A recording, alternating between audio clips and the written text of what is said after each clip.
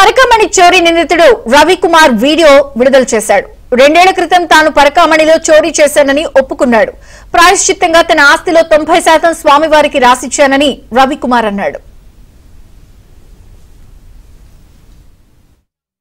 నా పేరు రవికుమార్ అండి. నేను పెద్దజీయర్ స్వామి మఠంలో కొంతకాలంగా గుమాస్తాగా పనిచేస్తున్నాను.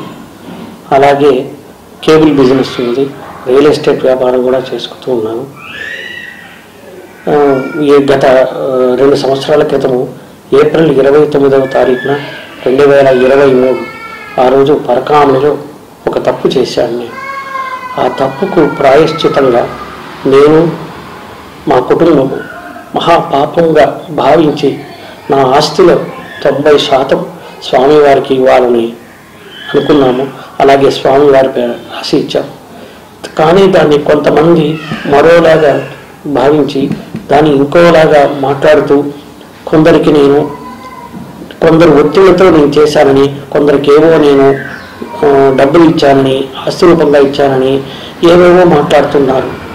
అది కాకుండా నా ఆస్తి నేను స్వామివారికి ఇవ్వటానికి ఎవరికో ఎందుకు ఇస్తాను చెప్పండి.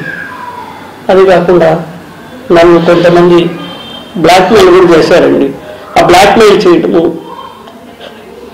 చేశారు. వారి మీద కూడా కొంతమంది మీద కేసులు కూడా పెట్టడం జరిగిందండి. నా బాడీలో, నా అవయవంలో నేను కొన్ని శస్త్రచికిత్సలు చేసుకున్నానని ప్రైవేట్ పార్ట్లో.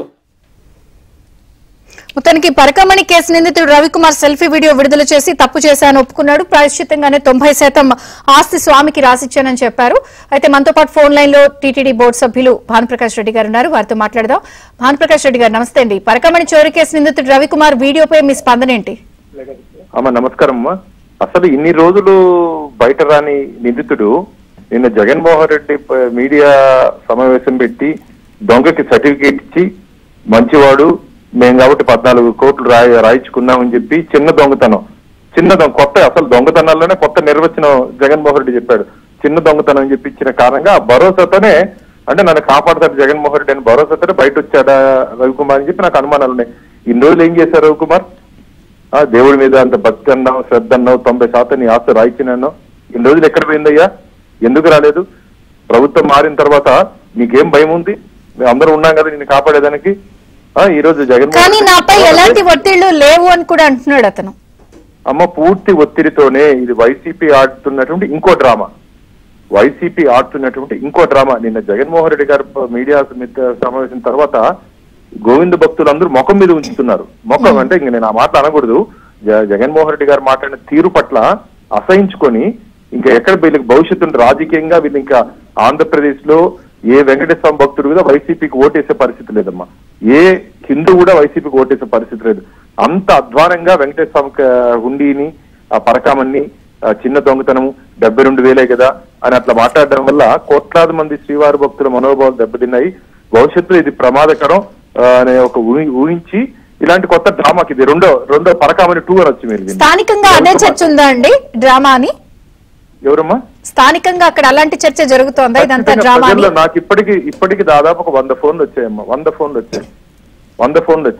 అందరూ అంటున్నారు తిరుపతిలో పాత రియల్ ఎస్టేట్ చేసినట్టు వ్యాపారం పెద్దలు కూడా ఫోన్ చేసి బాను మేము కూడా రియల్ ఎస్టేట్ చేసే ఆ సందర్భంలో ఎక్కడ ఇలాంటి వ్యక్తిని నేను చూడలేదు. ఈ రవికుమార్, ఎందుకంటే పెద్దోళ్ళంతా ఈ రవికుమార్ మేము ఎక్కడా చూడలేదు, ఎక్కడెక్కడ దాచిపెట్టారు డబ్బులు, ఈయన దేవుడికి 90% రాయించిన అన్నాడు, ఇంకా 900% వైసీపీ వాళ్ళు రాసుకున్నారు అంటున్నారు. దాదాపు 1000% నాకు తెలిసినంత వరకు 200 కోట్ల పైచులకు ఆస్తులు చేతులు మారాయి. తొందరలోనే అన్ని బయటపడతాయి. ఇట్లా ఖచ్చితంగా సిబిసిఐడి ఎంక్వైరీ చేసింది.